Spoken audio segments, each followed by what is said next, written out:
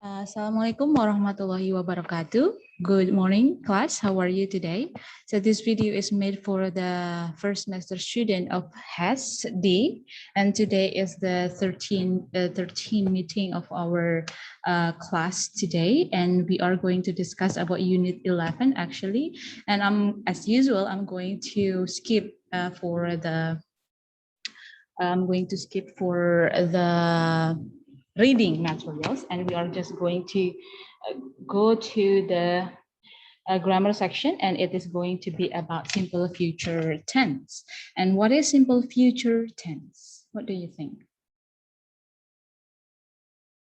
Yeah, so yes, simple future tense is the tenses that is used in English, and it is used to talk about something that is happening in the future. So future tense is not simply about the time of the action or the event. More importantly, any future tenses will always refer to a time later than now. For example, 5 minutes from now on, it already future, yeah, or 10 minutes from now. For example, now it is let's say this is 9 in the morning. So when I say I'm going to meet you at 9:15, then it will be already in the future. Yeah.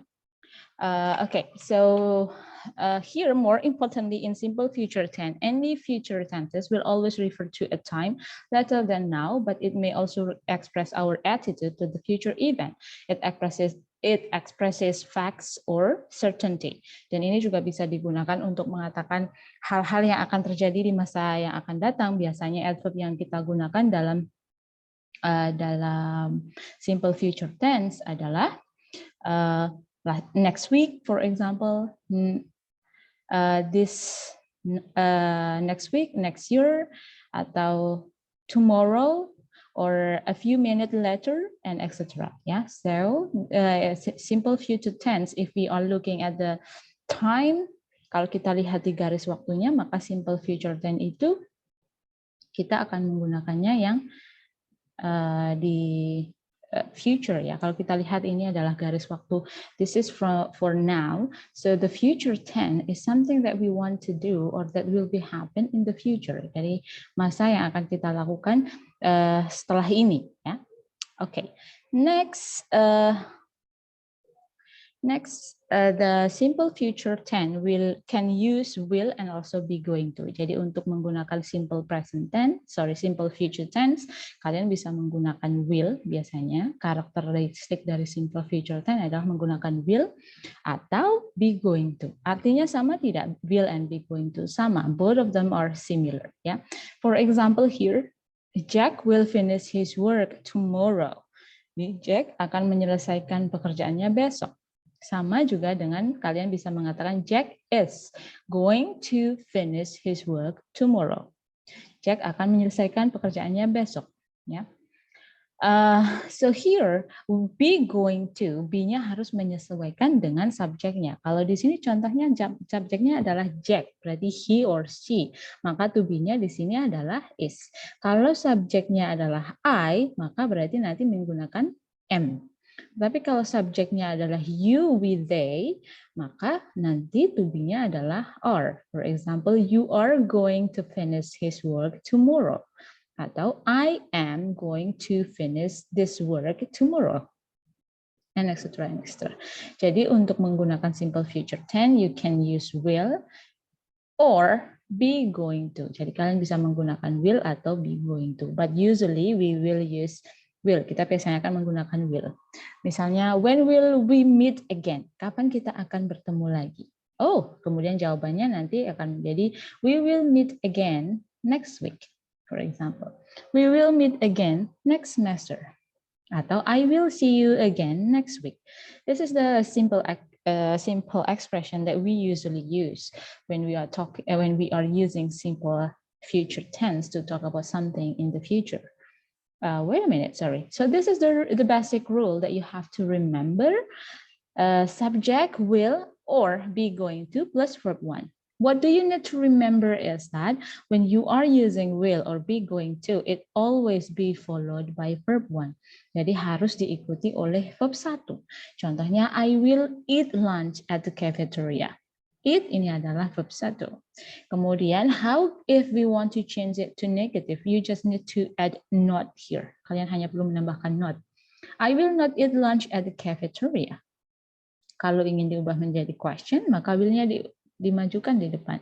Will you eat lunch at the cafeteria? So I think it is very simple. Kalau kita ubah menjadi be going to, bagaimana? I am going to eat lunch at the cafeteria. Atau I am not going to eat lunch at the cafeteria. Or are you going to eat lunch at the cafeteria? Ya, kalau misalnya kita ubah menjadi be going to, ini bisa menjadi I am going to, karena I subjeknya di situ ya, going to the cafeteria. Kalau negatif I'm not going to the cafeteria and blah blah blah blah. Ya, jadi ini basic rules that you have to remember when you are going to use simple future tense. What you need to remember is that this one, you have to use verb 1 when you are using simple future tense. What next? In simple future tense, you can also use will, but usually, you can, instead of will and also be going to, kalian juga bisa menggunakan shall. Dan biasanya shall itu hanya digunakan in British English, and for the subject I and also we. For example, kalau di American English, in Indonesia we usually use American English, but sometimes we are also using mix between American and also British English at the same time. Misalnya will, it can be used for all subject. Kalau will itu bisa digunakan untuk semua subjek, tetapi kalau shall hanya kalau subjeknya itu I dan we. Dan what is the function? The function is to use to make an offer or suggestion.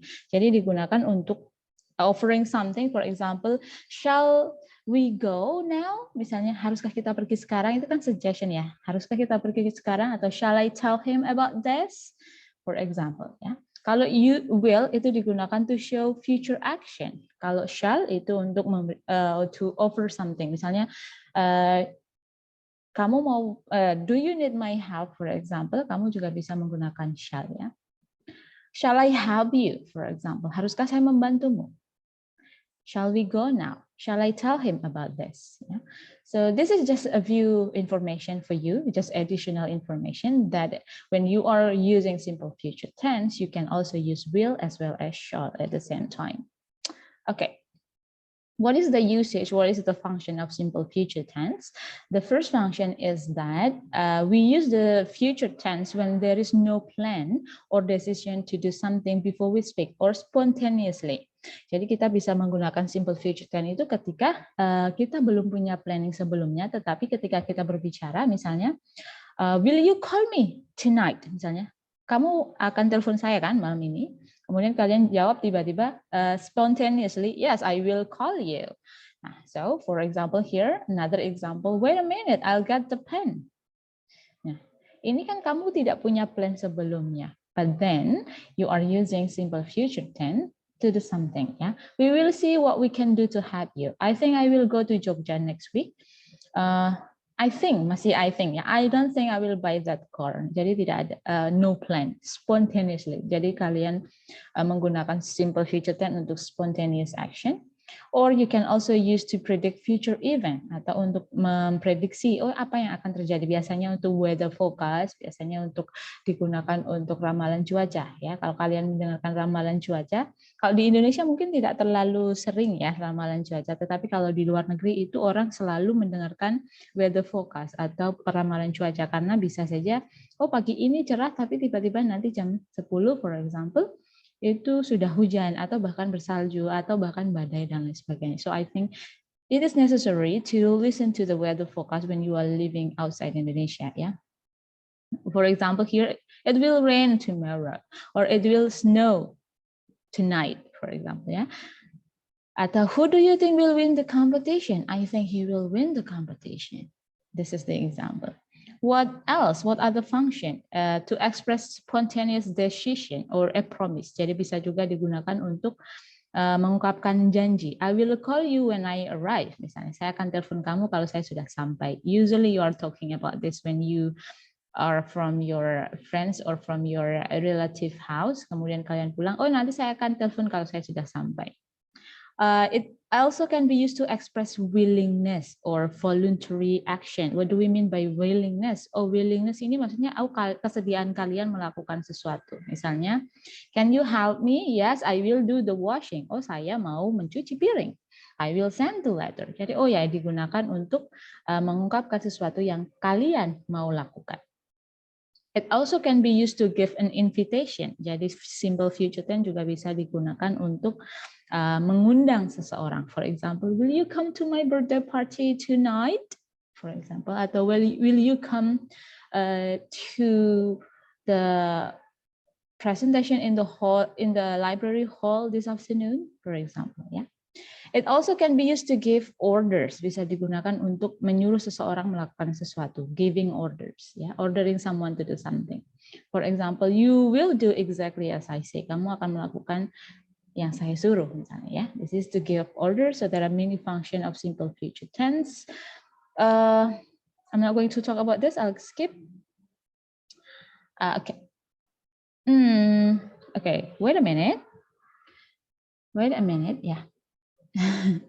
All right, let me switch to the exercises.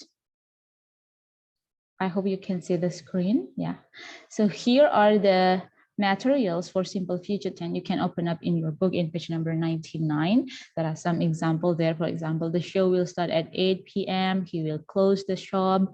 The news will be printed tomorrow morning. Kenapa yang ini pakainya printed, Miss, tidak yang ini? Kenapa yang ini pakainya, wait a minute. Is it like this? Oh, no. Oh, yeah. This one. Kenapa ini bukan pakai verb 1, Miss?